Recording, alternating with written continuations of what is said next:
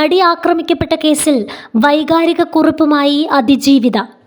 നടിയെ ആക്രമിച്ച കേസിൽ ശിക്ഷിക്കപ്പെട്ട രണ്ടാം പ്രതി മാർട്ടിൻ സമൂഹമാധ്യമത്തിൽ പങ്കുവച്ച വീഡിയോയ്ക്ക് പിന്നാലെ സൈബർ ആക്രമണത്തിൽ പരാതിയുമായി അതിജീവിത പോലീസിനെ സമീപിച്ചിരുന്നു.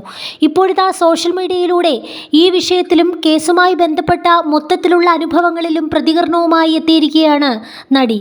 ഇൻസ്റ്റഗ്രാമിലൂടെയാണ് അവർ കുറിപ്പ് പങ്കുവച്ചിരിക്കുന്നത്. ഞാൻ ചെയ്ത തെറ്റ്.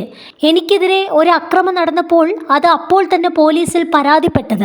നിയമ നടപടി വേണമെന്നാവശ്യപ്പെട്ട് മുന്നോട്ടു പോയത്. അന്നേ സംഭവിച്ചതെല്ലാം വിധിയാണെന്ന് സമാധാനിച്ച് ആരോടും ഒന്നും പറയാതെ മിണ്ടാതെ ഇരിക്കണമായിരുന്നു.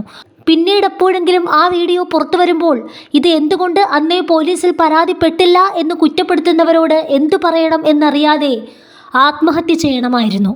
20 വർഷം ശിക്ഷയ്ക്ക് വിധിച്ച് ജയിലിൽ പോയ രണ്ടാം പ്രതി പോകുന്നതിന് മുമ്പേ ഒരു വീഡിയോ എടുത്തത് കണ്ടു. അതിൽ ഞാനാണ് നിങ്ങളുടെ നഗ്ന വീഡിയോ എടുത്തത് എന്നുകൂടെ പറയാമായിരുന്നു. ഇത്തരം വൈകൃതങ്ങൾ പറയുന്നവരോടും പ്രചരിപ്പിക്കുന്നവരോടും നിങ്ങൾക്കോ നിങ്ങളുടെ വീട്ടിലുള്ളവർക്കോ ഈ അവസ്ഥ വരാതിരിക്കട്ടെ. ഇരയോ അതിജീവിതയോ അല്ല, ഒരു സാധാരണ മനുഷ്യജീവി മാത്രം.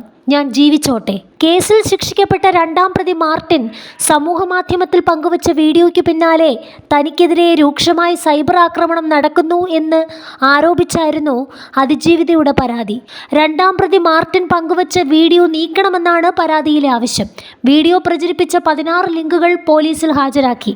അതിജീവിതയുടെ പേര് വെളിപ്പെടുത്തിയാണ് മാർട്ടിൻ വീഡിയോ പ്രചരിപ്പിച്ചത്.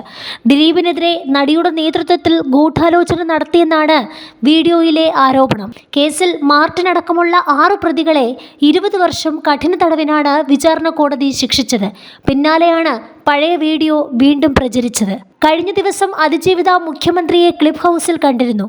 1 മണിക്കൂറോളം നീണ്ട കൂടിക്കാഴ്ചയിൽ സമൂഹമാധ്യമങ്ങളിൽ നേരിടുന്ന ആക്ഷേപത്തെക്കുറിച്ചും അതിജീവിത പരാതി പറഞ്ഞിരുന്നു.